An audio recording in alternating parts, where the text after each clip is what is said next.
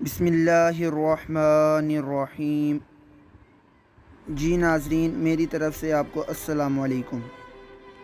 دوستو، آج میں بات کروں گا حضرت خالد بن ولید کے بارے میں۔ دوستو، حضرت خالد بن ولید 10 بھائی تھے، لیکن جو امتیاز، جو شان و شوکت حضرت خالد بن ولید کو حاصل تھی وہ ان میں سے کسی کو نہیں تھی۔ اسلام قبول کرنے سے پہلے ان کے باپ ولید کی اسلام دشمنی بہت مشہور تھی۔ اسلام قبول کرنے سے پہلے حضرت خالد نے جنگ بدر اور جنگ احد میں کفار کا ساتھ دیا، جس کی وجہ سے مسلمانوں کو بہت زیادہ جانی نقصان پہنچا۔ لیکن جب اسلام کی صداقت کا آفتاب طلوع ہوا تو حضرت خالد بن ولید نے صلح حدیبیہ کے موقع پر حضور اکرم صلی اللہ علیہ وآلہ وسلم کی خدمت میں حاضر ہو کر دین اسلام قبول کر لیا، اور پہلے واقعات پر حضور اکرم صلی اللہ علیہ وآلہ وسلم سے معافی مانگی، اور آئندہ اپنی زندگی اسلام کی راہ میں وقف کر دی، اور اسلام کی خاطر جنگیں لڑنے کا اعلان کر دیا۔ اسلام سے پہلے مسلمانوں کے خلاف کئی معرکوں میں کفار کا ساتھ دیا۔ جنگ احد میں جنگ کا نقشہ بدلنے میں حضرت خالد کا بہت اہم کردار تھا۔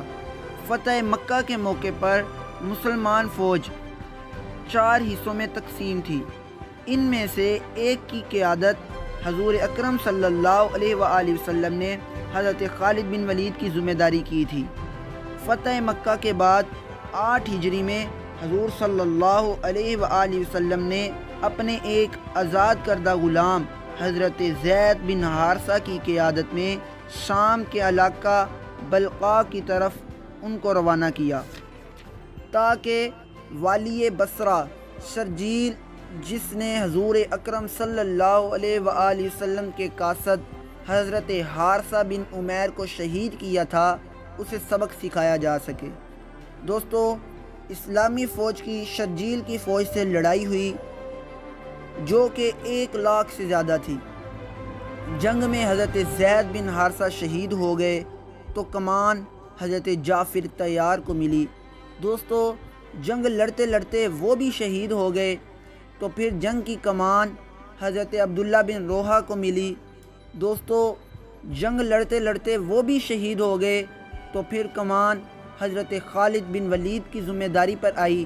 تو دوستو، آپ اس بے جگری سے لڑے کہ اس جنگ میں آپ کی 9 تلواریں ٹوٹی۔ یوں لڑتے لڑتے اس ہمت کے ساتھ حضرت خالد بن ولید اپنی فوج کو بچا کر واپس مدینہ منورہ تشریف لے آئے۔ دوستو، تلواریں ٹوٹنے کی بات جب حضور اکرم صلی اللہ علیہ وآلہ وسلم کو معلوم ہوئی تو آپ نے حضرت خالد بن ولید کو سیف اللہ کا لقب دیا، یعنی کہ اللہ کی تلوار۔ دوستو، اسی حوالے سے حضرت علامہ اقبال نے کیا ہی خوبصورت ایک شعر لکھا: سوچا بھی ہے اے مسلمان کبھی تو نے، کیا چیز ہے فولاد کی شمشیر جگردار، قبضے میں یہ تلوار بھی آ جائے تو مومن، یا خالد جانباز ہے یا حیدر کرار۔ تو دوستو، اس کے بعد حضرت خالد بن ولید نے نبوت کے جھوٹے دعوے دار، جس نے نبی ہونے کا دعویٰ کیا تھا، جس کا نام مسلمہ کذاب ہے دوستو، اس کے ساتھ ایک خونریز جنگ لڑی۔ دوستو، مسلمہ کذاب کی طرف سے 1 لاکھ کا لشکر اتارا گیا۔ حضرت خالد بن ولید کے مقابلے میں وہ 1 لاکھ لشکر کو شکست ہوئی، اور دوستو اس طرح کی شکست ہوئی کہ ان میں سے اکثریت دوستو جہنم واصل ہوئی۔ اور اسی جنگ میں دوستو مسلمہ کذاب بھی مارا گیا۔ حضرت خالد نے فرمایا کہ سردیوں کی سخت رات ہو، برف باری بھی ہو رہی ہو، اور میں اپنے لشکر کے ساتھ دشمن کا انتظار کر رہا ہوں، تو یہ مجھے پہلی رات کی نئی نویلی دلہن سے بھی زیادہ عزیز ہے۔ دوستو، آخری بات جو میں کہنے لگا ہوں، حضرت خالد بن ولید نے تمام امت مسلمہ کو پیغام دیا کہ موت لکھی نہ ہو تو موت خود زندگی کی حفاظت کرتی ہے، اور جب موت مقدر ہو تو زندگی دوڑتی ہوئی موت سے آ کر لپٹ جاتی ہے۔ جتنی زندگی ہے اس سے زیادہ کوئی جی نہیں سکتا اور موت سے پہلے دوستو کوئی مر نہیں سکتا۔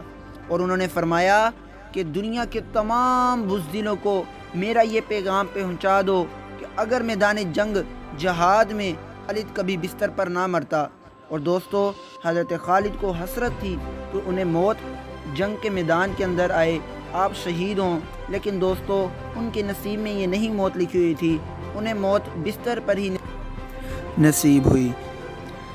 دوستو اگر آپ نے میرا چینل سبسکرائب نہیں کیا تو سبسکرائب کر دیں تاکہ میری تمام اسلامک ہسٹری اور اسلامک ویڈیوز آپ تک پہنچ سکیں۔